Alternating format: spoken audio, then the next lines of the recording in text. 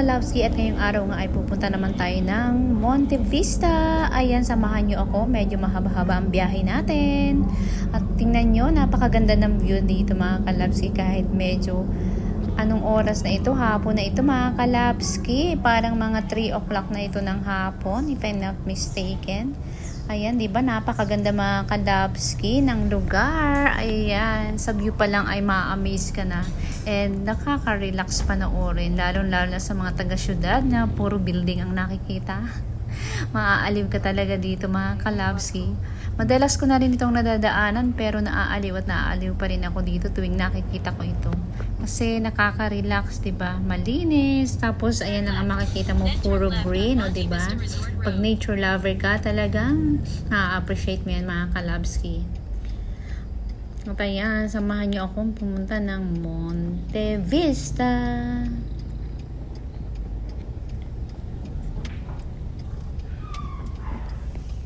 At ayan mga Kalawski, nagagala na naman si Dora. Charot. Pupunta tayo mga Kalawski sa Monte Vista. At ayan, nandito na nga tayo. Papasok na tayo ng entrance. Ayan, information din nila ito mga Kalawski. Kaso today walang tao. Hindi ko alam kung bakit. Ayan, 3 o'clock na kami ng hapon nagbiyahe papunta dito mga Kalawski. Dahil galing pa kami ng Unisan. At ito nga, papasok na kami mga Kalawski. At konting-konting chika muna kay Manong Guard. Siyempre para alam natin kung ano mga gagawin natin pagdating natin sa loob. Alam natin kung ano mga meron dyan. Alamin natin kung ano yung mga... Dalawang adult, isang bata. dapat alamin. Para ngayon, sir. Para ngayon po. Para ngayon. Ilang taon yung bata, sir? 2. Sige po. Bago sumapit number po, kaliwa. Ayan, ang lawak-lawak. Ayun, Dito yung pa, parang nakita mo cottage na, na yun, yun. napakalawak ko. Ayan, anak, napakalawak ang takbuhan mo. Di ba? Walang kasawa ka dito. Kaya na nga, nasa na nga kami mga Kalawski. At natatanaw ko na.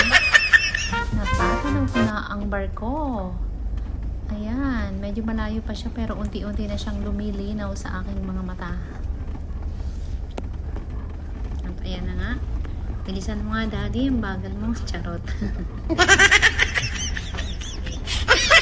Ay, medyo malayo din mga Kalawski. Medyo malayo siya sa highway. Wala halos guess. Pero okay lang yan. Nararating natin yan. Nakarating na tayo ng Unisan na pagkalayo-layo. Nagpunta ka pa ng malayo, nandito naman sa malapit. Napakaraming mga beaches. Diba? Mas gusto nyo nahihirapan no? At ayan na mga Kalawski. Siyempre kailangan din nating makita ng ganun. Napakaganda din naman mga Kalawski. Isa rin naman talaga siyang nakakamanghang lugar.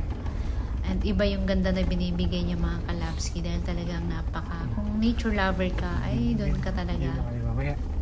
Kasi natural talaga yung mga halaman. O ayan mga Kalawski, hindi lang sasakyan pandagat, may sasakyan din panlangit. Para mapanood natin. Pang kalawakan. At ayan na mga Kalawski, nakikita nyo na ba ang nakikita ko? Ayan, pagkalaki-laking barko. Sakay na! Wow! Charot. At eto nga, sobrang laki naman ng barkong ito mga Kalawski. Pero hindi tayo sasakay dyan ha. Akala ko nga dyan na kami pupunta pero hindi pala yung kasali mga Kalawski. At ayan, dito na tayo, liliko na tayo. Bye-bye, barko. Dito tayo sa kabila. At ito na talaga yung Monte Vista, mga Kalawski. O ayan, papasok na tayo ng bonggang-bongga. Napakalawak na hasyendang ito. At ayan, sigurado mag-i-enjoy natin mga anak dito, mga Kalawski. Dahil napakaraming palaruan, napakalawak pa ng lugar. Ayan, nandito pa lang tayo sa entrance, pero ayan, kitang-kita mo na yung mga slide dyan mga Kalawski.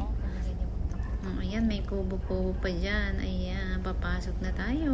Pala tayo dito. Andyan na rin yung pool, nadaanan na rin namin yung pool na may malaking octopus, na napakalaking octopus. At eto na nga, dahan-dahan lang tayo dahil may mga tao dito para safe lagi. At eto, tingnan nyo, may tubig din dito. Kaso tubig lang. At ayan, may elepante. Nakita ko rin yung may nakita din ako dong buwaya. Kala ko si charot. Ayan, may horse. dagat kay. Maghanap tayo ng parking. Sa parking naman mga kalabski, tingnan nyo oh.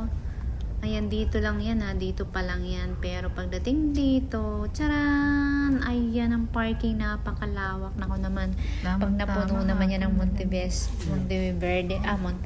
Vista. Ayan. Sobrang daming tao niyan mga kalabsi. Pagkapag napuno talaga yan. At ito nga, nagpark na ang aking asawa. At ito na tayo. Pupunta na tayo muna ng ng dagat. Ayan, at karga na ang aming bulilit na makulit.